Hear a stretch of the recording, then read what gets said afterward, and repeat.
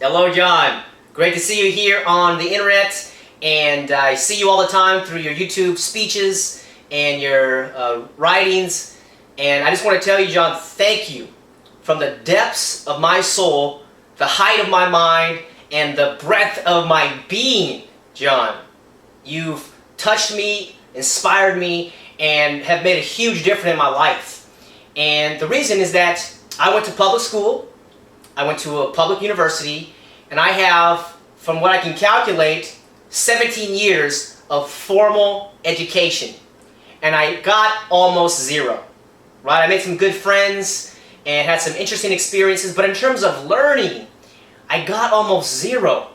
And I knew something was wrong when I was going to school, and I had to read these books that were uninteresting to me. I had to do some book reports, make up some book reports, copy some from some friends, and I just knew something was wrong, and I couldn't identify it. And, you know, similar to like what Galileo said, is that all truths are easy to discover. The point is to discover them. And one of your motivating lines for me was that genius is as common as dirt. Meaning that each one of us are a genius. Just like Buckminster Fuller said. And also that you never met a student who was learning disabled, and you never met a student who was gifted. They all have their differences and abilities, but inside there's so much potential. And I think that's why I really resonated with you, because you are the one who has all these accolades and was in the classroom for 30 years, and you were describing what I felt. And I couldn't put language to it because, hey, this is my first time around, but you and your knowledge were able to explicitly describe what I was experiencing. So I'm so grateful that I can meet you through your writings, and even in person we got to meet, and it's like you've passed the torch, I feel, to me. And I think many other people feel this way, but for myself, what could be more precious than our minds? And especially the young mind. And as you just said in one of your videos, that the age of 12 and 13, these people are at the height of their resilience, their insights, their analytical abilities, and their energy and enthusiasm. And I felt that. And then through high school and college, I felt it kind of go away, because what is there to be excited about when you're not in control of your life? And so that's what you said, you know, an educated person writes their own script in life. And I just feel that your message is so timely, and that you are a living legend. And I know you're anti-guru, right? You don't want to have gurus, so you're not my guru. But you're a really important teacher in my life, and a mentor, and somebody who I greatly admire. And you use your recognition as the State Teacher of the Year to go out and speak. And I don't know anyone else on this planet with that type of courage and that type of boldness. And I think your upbringing in Monongahela, in Pittsburgh, has really impacted you, and that impacted other people. You know, the values of hard work and duty and discipline and independent thought, critical thinking. Also, you introduced the dialectical way of thinking to me, to question authority. And that just because people have a white coat, or they have some type of title, that doesn't mean I have to bow down to them, right? And so, like you said with Buckminster Fuller, all these people are geniuses. So what you've done for me, John, is incredible. I am beyond grateful, and my intention for the future, John, is to use your information and to stand on your shoulder as a giant, right? To utilize your research and go out and try to get the message out there that, you know, you don't have to be forced to learn. And the dream that I have is to start an academy that goes worldwide, is fully voluntary, right? There's no compulsory attendance laws or demands, and a place where students can come and learn about what they're interested in. You know, similar to what A.S. Neal did with Summerhill and the Democrat schooling model, and even the term that you coined, open source learning, where that anyone can be a teacher and anyone can be a student, and the whole world is the classroom. And also you coined the term a Gatto day, right? This is a full day of independent study. And I so wish that I could have experienced that. And since I couldn't as a child and a younger person, I can do that now. And I can share this with other people and help them realize that you have everything you need within. And you just have to learn how to use those mental resources that you've given, this precious mind and spirit that you have, and go out and explore. And it's been such an honor to become closer with you, and I intend to use what you've done and spread it around. Also, one of the reasons I greatly admire you is because you have stood up to the powerful forces in this country, mainly the people who are really behind schooling in one part or another, the Skull and Bones fraternity out of Yale, and the Columbia Teachers College, and Chicago University. These are things that people would not have the courage to go out and do, and you've done that.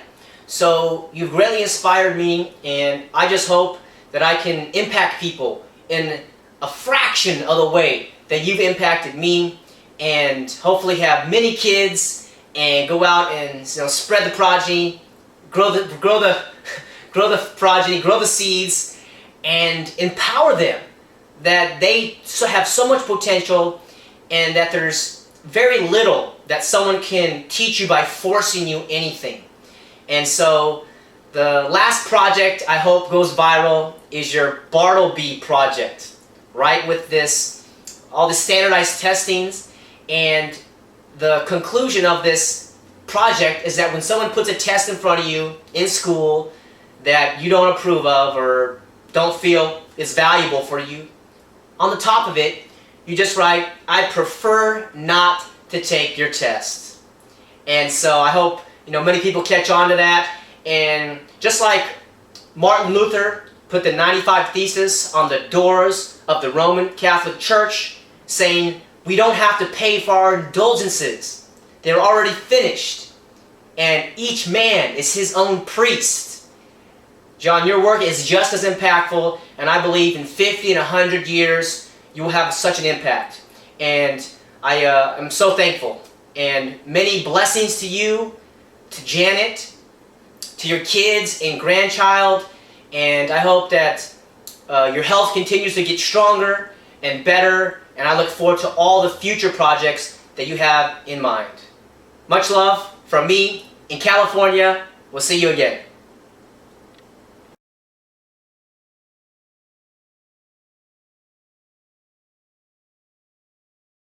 Through your writings and your speeches, I can see that much of my schooling, not in education, my schooling was false and lies, and the tests and the papers that I stressed over and tried to finagle my way out of and finagle an A or a B, it was all meaningless. And so it hurts a lot for me to say that to myself, but the truth only hurts a little.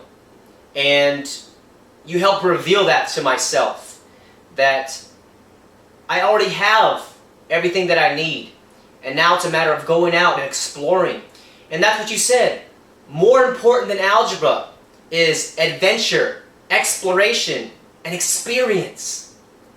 Those are some freeing lines, John, and I just hope that I can teach this to my kids, and they can experience what it is to be a truly educated person.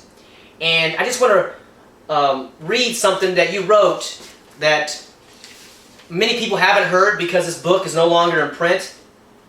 But it's called The Educated Person from a Different Kind of Teacher. It says, an educated person writes his own script through life. He is not a character in anyone else's play, nor does he mouth the words of any intellectual's utopian fantasy. He is self-determined. Time does not hang heavily on an educated person's hands. He can be alone. He is never at a loss for what to do with time. An educated person knows his rights and knows how to defend them. An educated person knows the ways of the human heart. He is hard to cheat or fool. An educated person possesses useful knowledge. How to build a house, a boat, how to grow food. And that's another thing. You introduced me to the Shelter Institute in Maine. And I want to go build a house in my future, sooner rather than later. An educated person possesses a blueprint of personal value, a philosophy. This philosophy tends toward the absolute. It is not plastic or relative, altering to suit circumstances. Because of this, an educated person knows at all times who he is, what he will tolerate, where to find peace. But at the same time, an educated person is aware of and respects community values and strange values. An educated person can form healthy attachments wherever he is because he understands the dynamics of relationships. An educated person accepts and understands his own mortality and its seasons.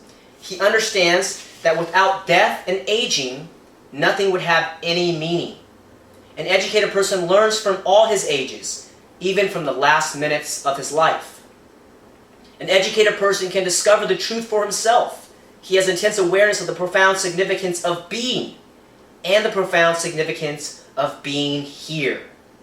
An educated person can figure out how to be useful to others, and in training time, insight, and service to meet the needs of others, he can earn the material things he needs to sustain a wholesome life.